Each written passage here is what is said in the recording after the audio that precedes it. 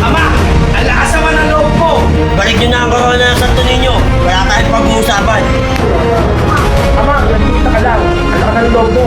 Bakit kaya baka naman dito ng buhay? Hindi ako nag-iisa. Tatlo kami. Hindi nyo alam.